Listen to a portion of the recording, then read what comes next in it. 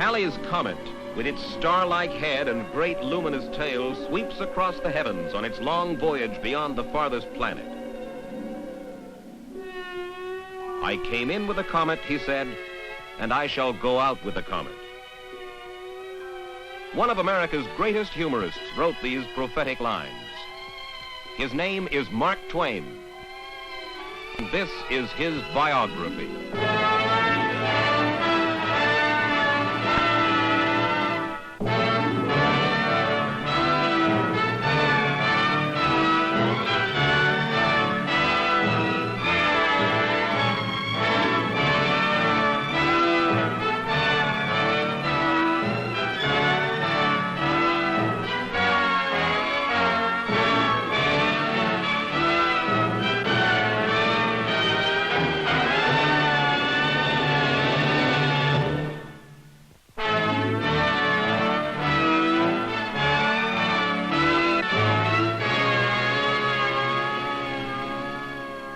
I'm Mike Wallace. This is Biography.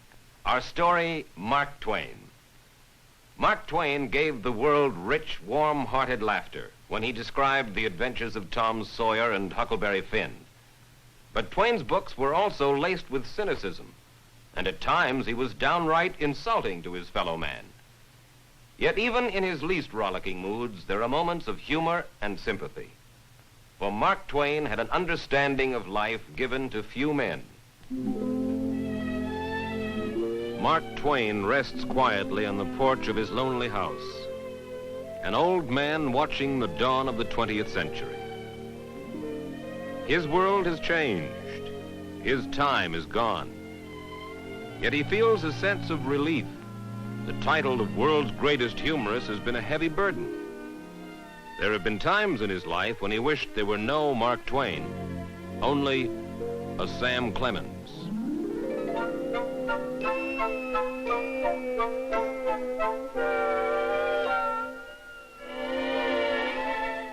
Samuel Langhorne Clemens arrives prematurely on November 30th, 1835, as if to be on hand for the appearance of Halley's Comet over the town of Florida in Monroe County, Missouri. Sam's father is a lawyer, a dreamer, and a promoter of failures. His son will never see or hear him laugh. Of mixed English and Irish stock, the Clemens women take pride in their pre-revolutionary heritage. When Sam is 4, the family moves to Hannibal on the Mississippi. And when he's big enough, he's sent to a private school that charges 25 cents per week per pupil. Sam hates school, and risking the inevitable birching, he often plays hooky. The most important things he learns are not picked up in school, but from life in Hannibal. From the frontiersmen with their hard-headed logic and rough humor. From the pioneers of an expanding America passing through on their way west. He learns from the fantasy world of the traveling circuses with their clowns, caged animals, and brass bands. The bright canvas colors which attract the country folk from miles around.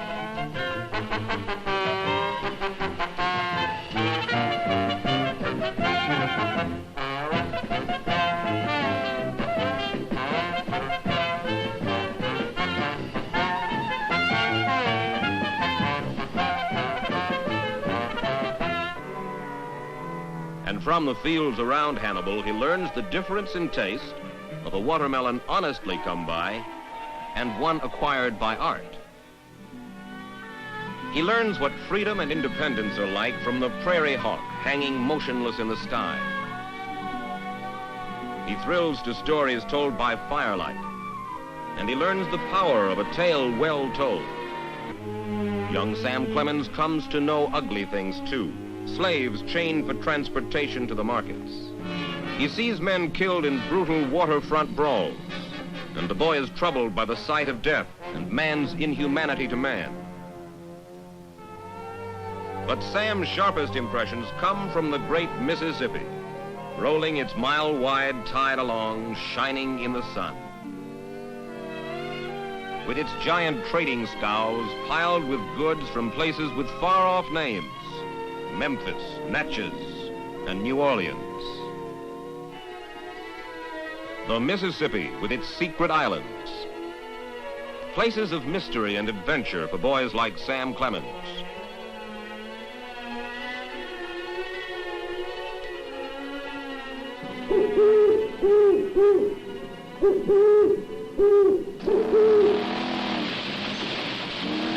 Sam sees the godlike river pilot, and he dreams that one day he too will pilot a steamboat. Black smoke tumbling from its tall stacks, big stern wheel beating the water white. A wild dream for a barefoot boy in Hannibal, Missouri. But boyhood for Sam Clemens ends at 14, when his father dies, leaving the family too poor for the luxury of Sam's 25-cent-a-week education, until his older brother Orion buys the Hannibal Journal and hires Sam as an apprentice printer. The paper is for him a poor boy's college. 2 years later, his first story, The Dandy Frightening the Squatter, appears in the Carpetbag, a Boston magazine. Armed with this success, he feels he is ready to leave Hannibal. He makes a promise to his mother. "I do solemnly swear," he says, "that I will not throw a card or drink a drop of liquor while I am gone." Then the 18-year-old Sam sets out to see the world. Sam lets 4 years slip by while he sizes up his fellow man in all sorts of places. In April 1857, he boards the Paul Jones for New Orleans, the first leg of a journey to Brazil to have a look at the Amazon jungles. But once on board, his boyhood ambition to be a river pilot is reawakened. Sam forgets the Amazon and spends the next 3 days convincing the boat's pilot, Horace Bixby, that he needs an assistant. Bixby agrees to teach Sam the ways of the Mississippi from New Orleans to St. Louis, all 1,300 miles of it. In time, Sam Clemens becomes master of almost 1,000 tons of floating Rococo splendor, driven by the power of live steam. For Sam, these are his best days. He sees the river in all its moods. He pilots his boat around rocks and skims dangerously over the sandbars. And when the water is safe again beneath the bow, he hears the leadsman call, "Mark Twain." "Mark Twain," goes the chant, and the deckhands relax in the sun. "Mark Twain," and the stern wheel increases its beat again. Sam uses his newfound grandeur as a river pilot to get a job for his younger brother, Henry, on another boat, the Pennsylvania.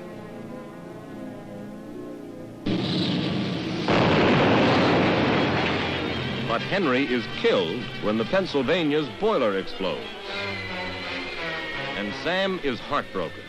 He feels he is responsible for his brother's death. 1861. The Civil War brings a new kind of disaster to the river and ends Sam's piloting career.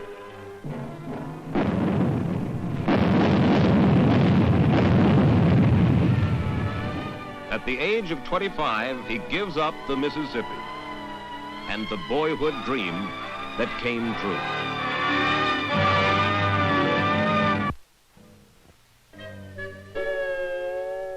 For the sleepy town of Hannibal in the half-northern, half-southern state of Missouri, the Civil War is a confusing affair.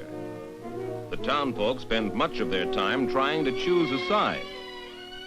The Clemens boys, Sam and his older brother Orion, are deadlocked. Sam is for the South, Orion is a Yankee. The argument continues until they reach a compromise.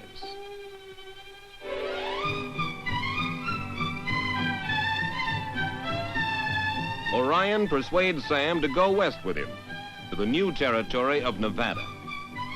On August 19, 1861, the dusty Clemens brothers arrive in Carson City, Nevada. Gold and silver mining are Nevada's industries, drinking and murder its recreations.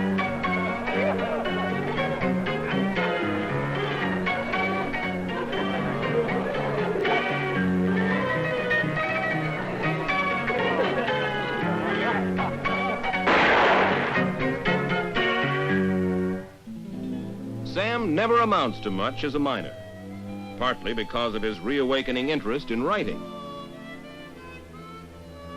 Then, in the summer of 1862, he walks 130 miles to Virginia City, a town which has grown wealthy with the discovery of the fabulous Comstock silver lode.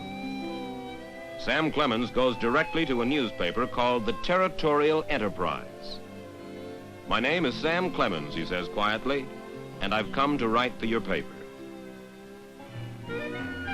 Sam brings the Enterprise a vigorous style and a fresh point of view.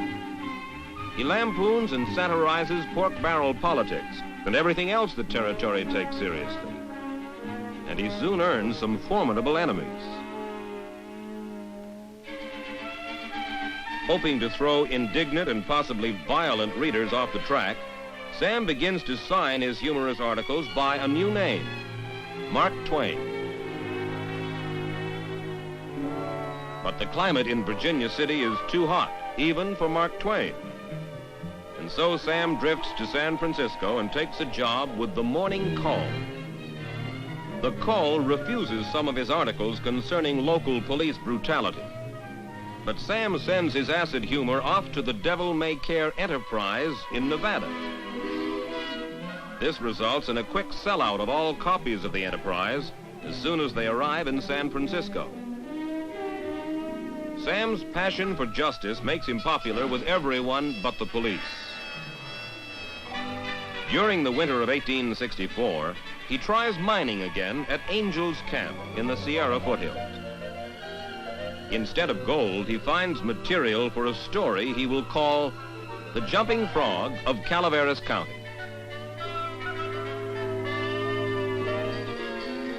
The appearance of the Jumping Frog in the Saturday press sets New York in an uproar. Sam's way of life changes dramatically. He will never again be Sam Clemens of Hannibal, Missouri, but rather Mark Twain, the wild humorist of the West. Now his writings are much in demand, but instead of accepting the comfortable offers at home, Mark's restlessness makes him take an unusual assignment. He sets out to do a series of travel articles about Europe and the Holy Land. Aboard the ship Quaker City, bound for the Holy Land, Mark Twain falls deeply in love for the first time in all his 32 years. Unfortunately, the young lady, Olivia Langdon, is not on board, but 3,000 miles away in Elmira, New York. For the moment, she is only an ivory miniature carried in her brother's pocket. But from the day his friend Charles Langdon shows him the miniature, Olivia will never be out of Mark's thoughts. For the next 5 months, Mark sends colorful and humorous articles back to an eagerly waiting America. He makes his stop in Paris a delightfully vivid experience for his readers. While he pokes fun at himself as a wide-eyed tourist, he describes Europe as old and slightly mad.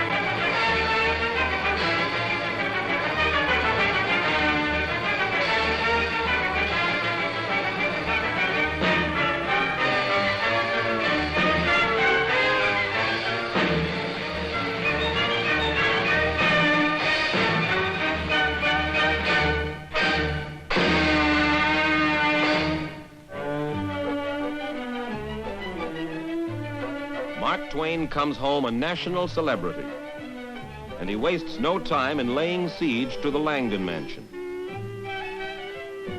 Just 22, genteel, delicate Olivia is intrigued but frightened by this wild man who claims to have fallen in love with her picture. Her father admires Mark, but bringing this volatile personality into the family is another matter. Mr. Langdon asks for references.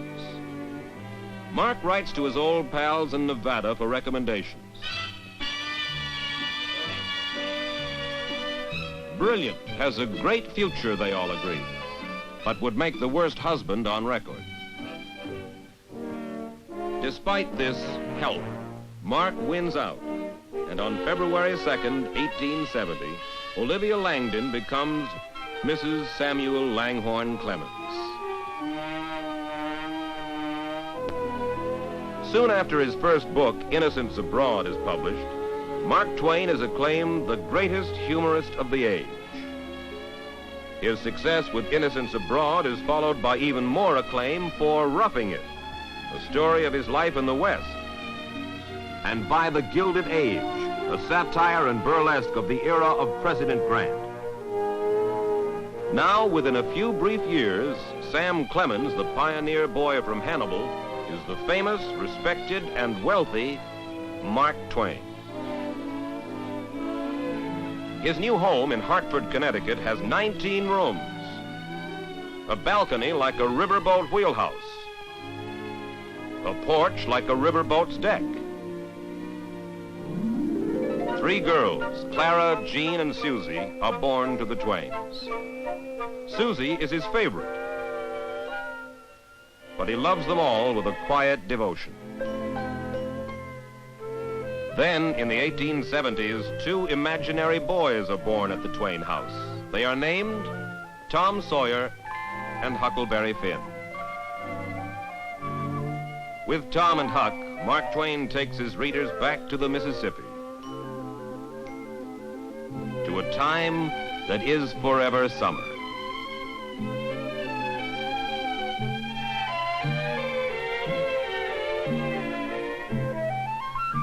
Where small boys will always stand on the riverbank to catch first sight of steamboats with new white paint and polished brass. And the hay in the field smells rich and ready for the wagon.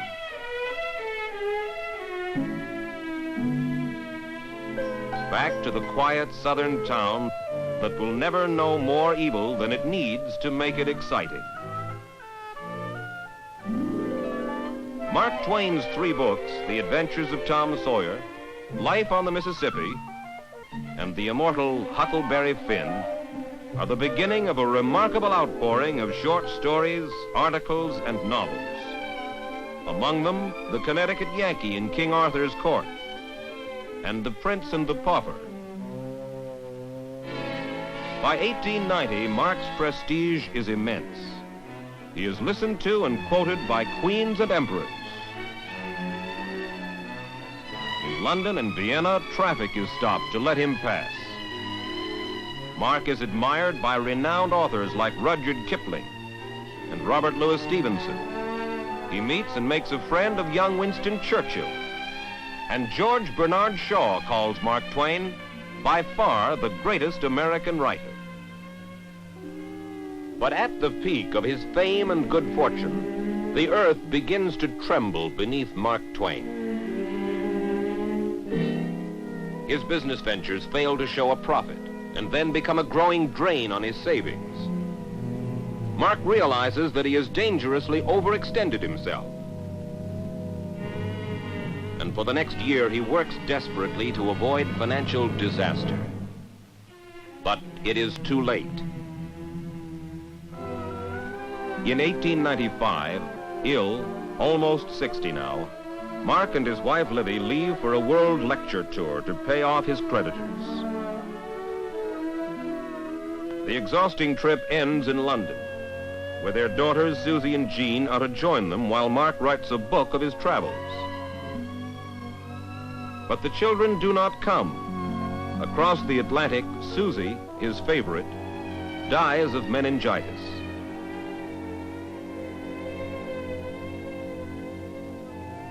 Now Livy declines into invalidism, and Mark Twain begins to feel that the gods have turned against him. His new book, Following the Equator, is the work of a man dazed by sorrow. The wild humorist of the West has all but lost his humor. He seeks relief in work, but he finds it hard to concentrate. I read the morning paper, he says, well knowing I shall find in it the usual depravities, baseness, hypocrisies, and cruelties that make up civilization, causing me to plead for the damnation of the human race.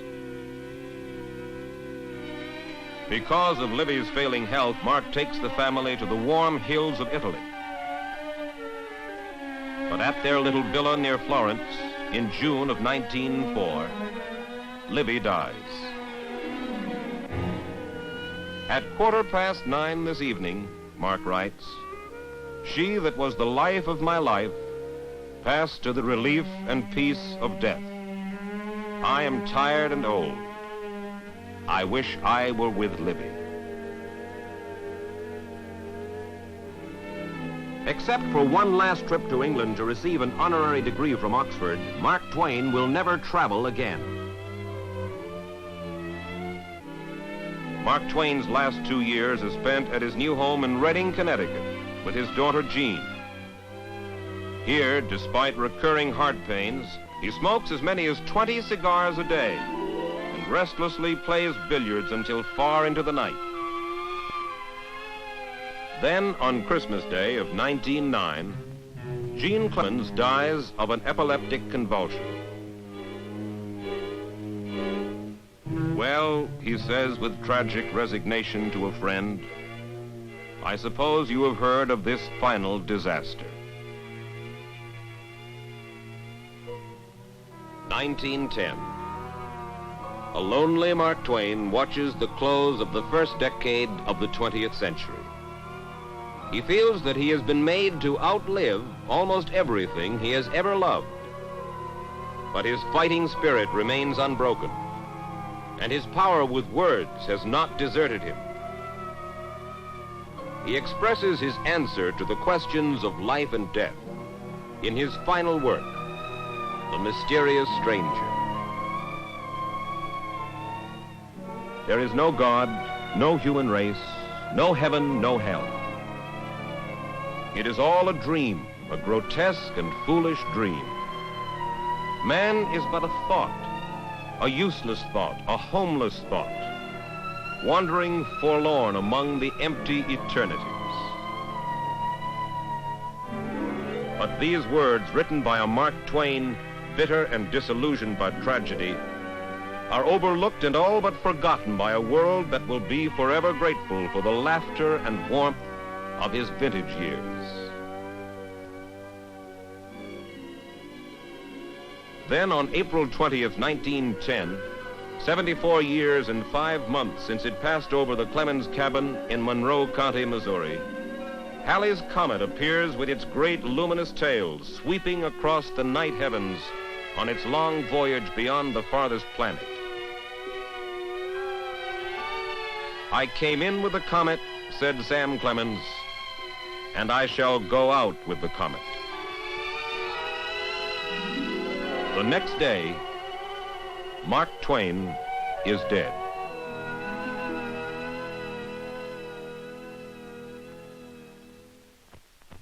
In almost every language, in almost every library throughout the world, there is a row of books written by Sam Clemens. These books still hold the same special delights they did for readers almost a century ago. They endure because, like their creator, they are a unique combination of fantasy and truth, pessimism and hope. They express the unmistakable spirit of the man called Mark Twain. Mike Wallace for Biography.